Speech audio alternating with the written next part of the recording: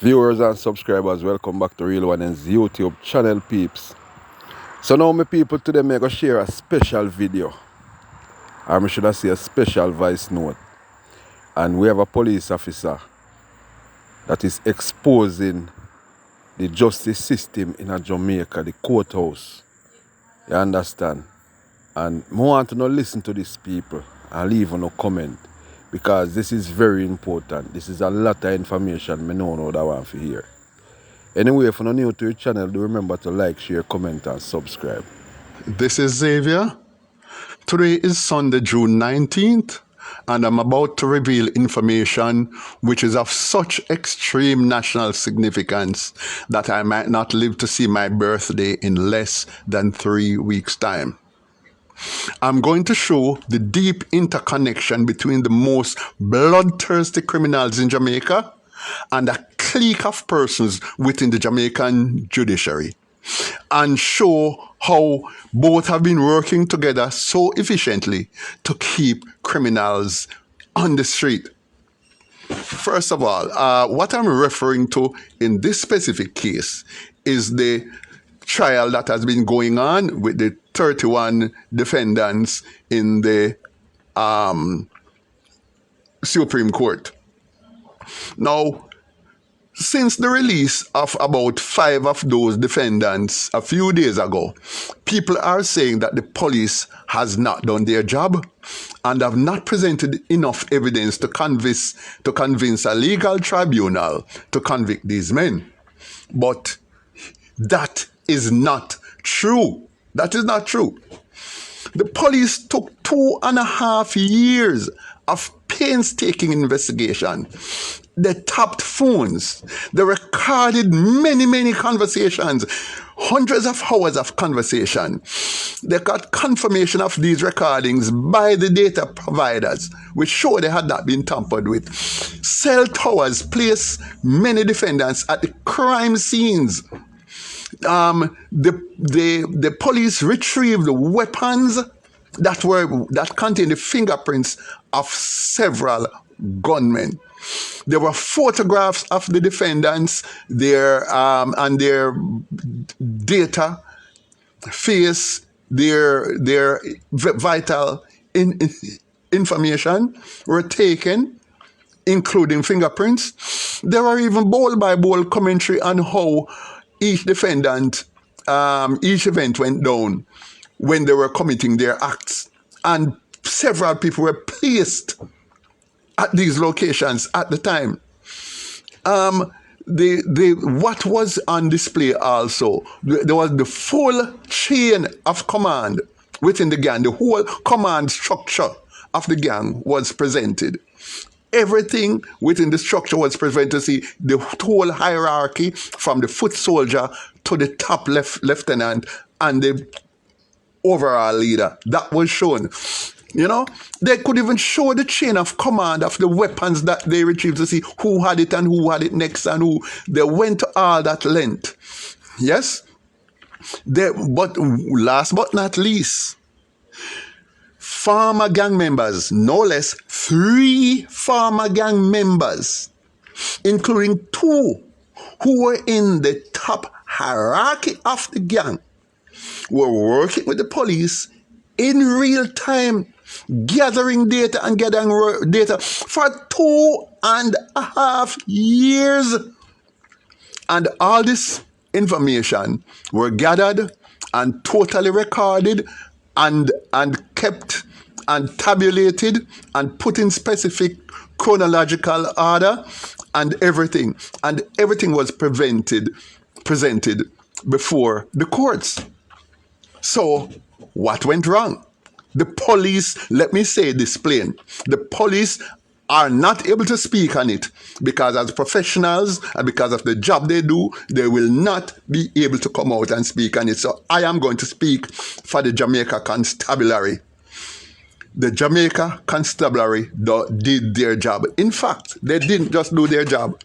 They did something which was cutting edge. They did something that come out of a James Bond movie. They did things that only the CIA and the FBI and the MI6 and the KGB were capable of doing. And I didn't know that the Jamaica Constabulary were capable of that. These men went, as police officers, went into the belly of the beast, into the belly, and gathered evidence, communicated with the criminals, kept diaries, kept records, daily records, and all of this was presented before the courts coherently. There was nothing that is humanly possible that the police had not done. The police did everything. So we have to ask the questions, what went wrong? Let me tell you what went wrong. There is a clique within the Jamaican judiciary who are working with the criminals. Yes. And this clique, there is nothing you're going to present before the courts that this clique will not throw out. They just throw it out arbitrarily. Because what seemed to have happened is that when the anti-gang legislation was being tabled in Parliament, there doesn't seem to have been any criteria as to what evidence would constitute being a gang member. And basically, the onus is on the prosecution to prove that they were gang members. And lacking any form of criteria, what the court has done is simply throw out every evidence. At least, let me tell you, I'm not on the inside, I'm on the outside, but to the best of my knowledge, at least 80% of the evidence that was presented had to have been thrown out. Or these men nobody could have walked. Nobody could have walked. But what I'm going to show you, and so let me get into this a bit deeper. And I'm going to mention this clique some more. And I'm going to refer to this clique as brain. I'm going to refer to this clique of corrupt persons within the judicial system as brain. Now, let me tell you something. Brain is using a thing we call Sykes. You see? And let me tell you about Sykes. Sykes is pronounced P-S-Y-C-H-E-S. We say Sykes. Now, how do we use the word Sykes in Jamaica? In Jamaica, when we're using the word Sykes, we say, when a man trying to bamboozle you, can you, samfire you, and him is a big general, we say he might use Sykes pan you, he might use Sykes pan you. So let me tell you something. These members of this clique is using Sykes to release all of these people. Sykes them I use. And because of Sykes, all these, virtually all 31 members who are on trial are eventually going to be released. They may hold back maybe 3 or 4 token ones. And these token ones that they hold back will be just on some little minor issue where they get a 3 or 4 years. So I can tell you that now, because the people within this clique, I'll refer to as brain, because they're using Sykes to throw out every evidence, it makes the lawyers, the defense lawyers, have very little work to do. Once the system, brain, throws out the evidence, this corrupt clique throws out the evidence, every evidence that the police took 3 years, risk their very lives. Because these policemen went undercover and went right to the belly of the beast, pretending to be family members. They could have been shot and killed and their head put on posts. And they went to that length and got the information. They got everything. And let me put it in perspective, We must remember that, let's take Al Capone in the United States. What convicted Al Capone? One accounts ledger, and the person who wrote up the ledger. That's all it took to send the biggest criminal in the 1930s to prison. Now, let's go to the 1980s. We might remember John Gotti. John Gotti, one of the biggest crime lords in New York. What caused him to be convicted? One man, one single one of his lieutenants who decided to turn against him. One. And based on just that alone, he was convicted. As a matter of fact, in the United States, once one of the top lieutenants or anybody within a certain criminal organization comes up and goes, understand, you are doomed. Because whatever the person who was in your group says, as far as they're concerned, as far as the U.S. government is concerned, you come from river bottom and say shark down there, because you come from among them. And that is how the British legal system goes. That's how the Canadian legal system goes. That's how German legal system is. As a matter of fact, that's how every decent country legal system goes. But this banana republic we have here, where the gunmen, the most bloodthirsty criminals, have hijacked members of this clique of corrupt judiciary, corrupt members of the Jamaican judiciary, it is virtually impossible that any of these men will be will be convicted. Because notice, here's one point to take into consideration. Remember that none of these 31 persons on trial had hired any top lawyer. Why should they hire a top lawyer? It doesn't make no sense. Once you have members of the clique in your pocket, once members of the clique are in your pocket, you don't need a top lawyer. You need just any little cheap man off the street can come and sit down there.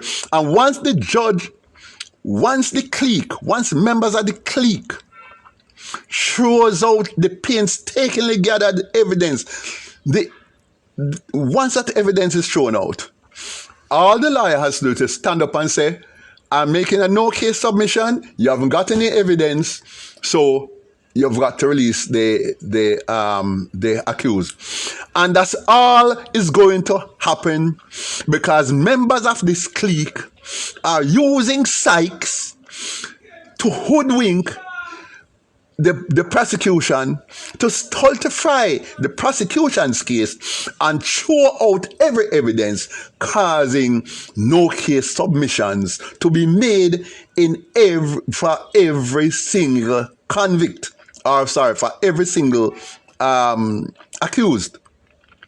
Now, why is this happening? Or how it happens? Let me tell you, there's a loophole.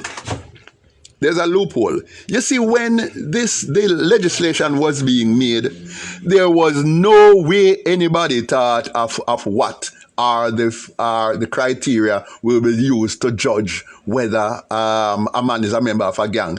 How are you going to become a member of a gang? Nobody knows. In fact, known criminal was shown to have worked with the gang, interacted with the gang in criminal activities. And members of this clique use psychs to tell the proceedings that, look, the man might interact with the gang and he might do all kinds of things with the gang, but that don't prove him is a gang member. He might be just what do you call it though? Just a soldier of fortune. He might be just stay with them for a little one act. In other words, he was a mercenary. So if man can be shown to be a total criminal, show it to be, he have a long criminal history, and that he interacts with the gang and does things with the gang, and you said that still doesn't prove he's a gang member, and this clique is saying, this clique of corrupt members of the judicial system is saying that that is not proof he's a gang member. He might be just a mercenary acting with the gang, but that don't prove he's a gang member. How is that possible? Now you can see that nothing that nothing that the prosecution can present will ever be sufficient to convict any of these people. Remember also, there has been some intimidation. The police have been intimidated. Imagine, can you believe in a civilized country with a civilized, uncorrupt judicial system where a prosecution bring a case with a member of a certain group who knows everything about that group and comes to testify for it? And can you believe that members of the corrupt clique, of this judicial clique, is going to look at the police and say, why did you not arrest the man who come to give testimony against those men? This is a witness for the prosecution and you want him to be arrested? Now, if that is intimidation, now why are you sending the case in that direction? Why would anybody, members of that, any members of a uncorrupt judiciary, be sending that kind of message? How can they be sending that kind of message? Now, this goes to show that something is wrong with our judiciary. And a lot of them are on the payroll of the bloodthirsty gang members. Now, I go further. Now, how can we determine a gang member if it's not a group of men who act together for a common cause? And obviously, even if you're not a criminal and you're not a gang member, but you act with them for a common cause of criminality, then obviously you are a gang member. Because so far, none of these 31 persons have been proven to be gang members so far. Not one. And the evidence that can prove it are not sufficient, because there will never be sufficient evidence to prove it. Because here is what I think what this man is looking for is maybe an ID. Each of gang members is supposed to carry an ID with his name, his position, his rank, and so on, to show that he's a gang member. Maybe contain his TRN and his NIS number and some other finer details. And I guess that is what the court is looking for. And failure to present those identification cards, they are not going to think that any of these men are members of a gang. But hold on. Why would gang members walk around with IDs giving their affiliation to a gang? As a matter of fact, it gets so weird, because in all honesty, if these IDs were to be presented, for example, these IDs were to be presented showing each gang, each person's members' affiliation to a gang, guess what would happen? The courts itself, the members of this clique, would have still thrown it out and said, listen, we don't have no record of this. We don't know if this is a forgery, and it could be a forgery, and therefore it should go. There is absolutely no evidence whatsoever, even if it's their DNA on it, that this clique will not throw out. Because the sort of psychs they're using, believe me, man, this clique is really working. Now, what is going to be the after effects of this? What's going to be the after effects? One, we are going to have a very demoralized police force, because after the amount of risk that these policemen took to bring these criminals, this bloodthirsty group of criminals, to justice, and the amount of effort that they put into it, risk their very lives, can you believe that? Do you think that these men will ever use this cutting edge technology ever again? Do you think they will do such painstaking work again? Because they know that it makes no sense. The judge or members of the are the corrupt members of the judiciary, members of this clique. You're just going to use Sykes to throw it out. They're just going to throw it out. So what we have now is a very demoralized police force. You know, and that is a great setback because the full rollout of this type of sophisticated, intelligence-driven policing will grind to a halt. Because when you demoralize a hard-working police force like this, what do you expect? They'll go out and do it again. They have no incentive to go out and ever even try to do their work so thoroughly ever again. And another point, the third point is the setback.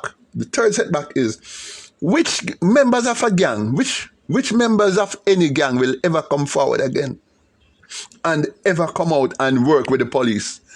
They know they are wasting their time because the men simply just going to come out on the road and end up dirting them because members of the clique is going to use Sykes to throw out any evidence, and the members of this clique is going to also intimidate the witness, tell them that they are the ones who should be on trial, and try to make the accused persons look good. So with one fell swoop, this group, this clique, they have now killed any semblance of justice and fair play we'll ever have in this country, because no fish is going to come out from the riverbank again, river bottom again, and say, this is what happened down there. It will never happen again. So what we have seen is one of the ultimate setbacks for justice in this country, an ultimate setback for fair play and for criminality. And also, this clique has single-handedly killed the ultimate intelligence-driven operational strategies ever attempted in this country. Yes. Now, this is not the first it has happened. It has happened before.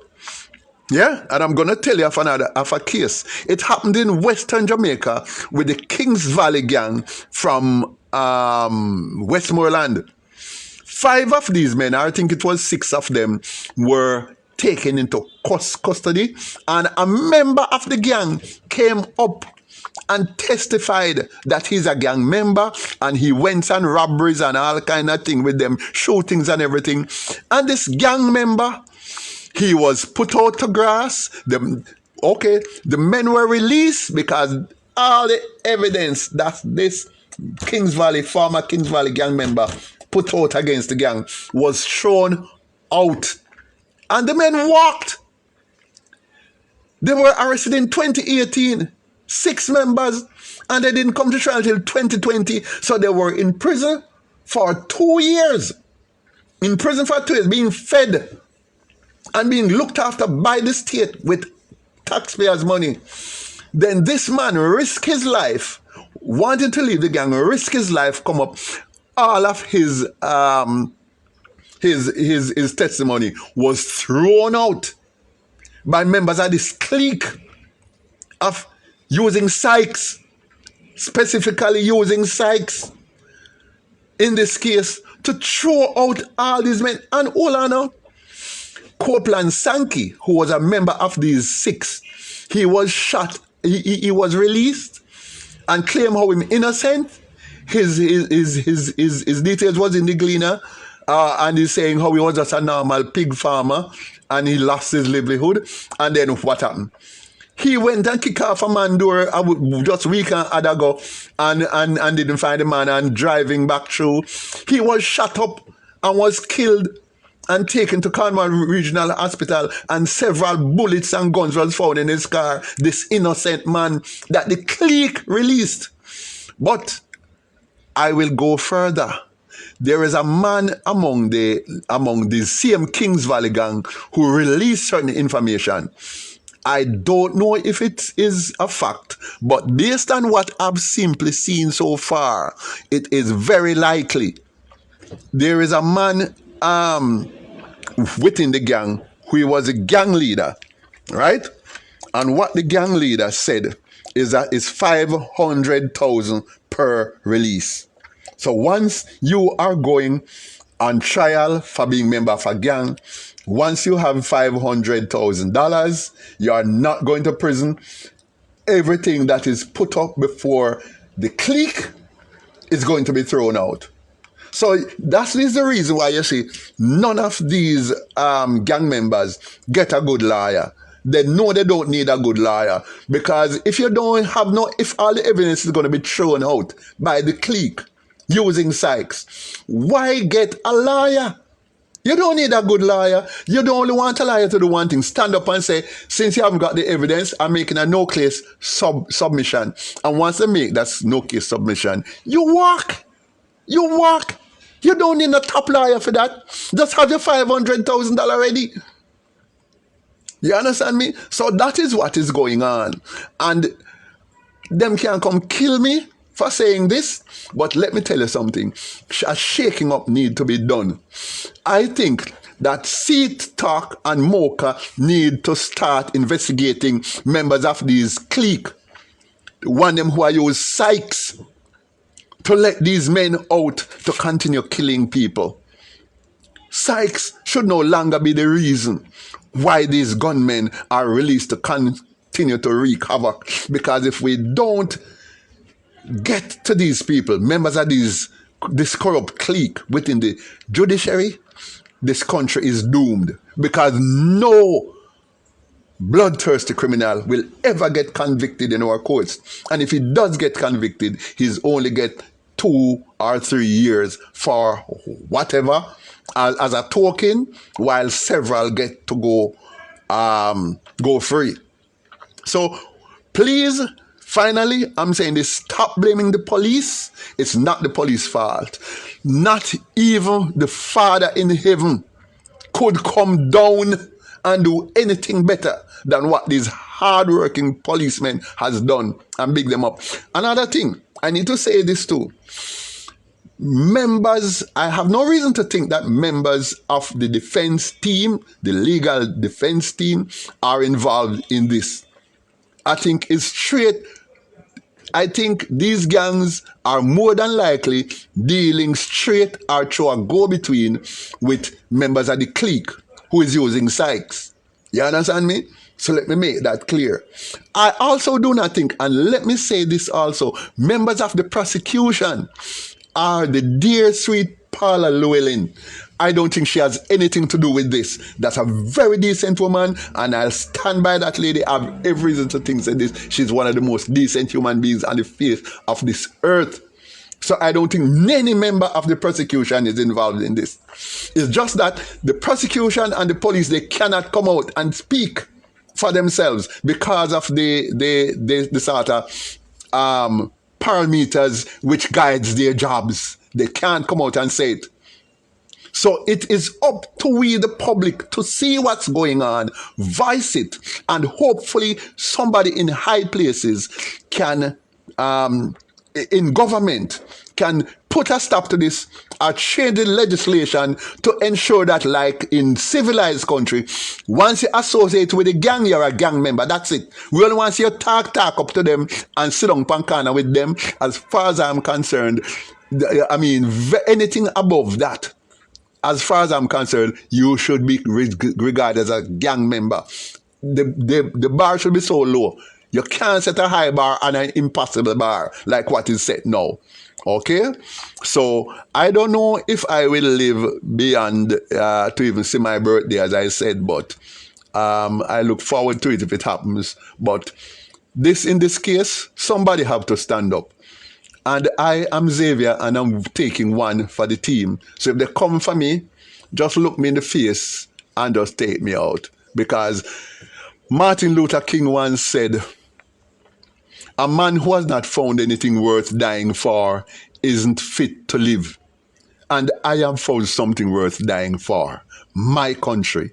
the welfare and the happiness of the people within my country, and that's worth dying for. And I await their execution. But this had to be said. Thank you. This is Xavier. And if I never get to come back on a live again, to post another video, yeah, I love you guys. I did this for country, taking one for the team. I'm like that fireman who stand on Hagley Park Road on his own and took one for his team. Thank you very much. Over and out.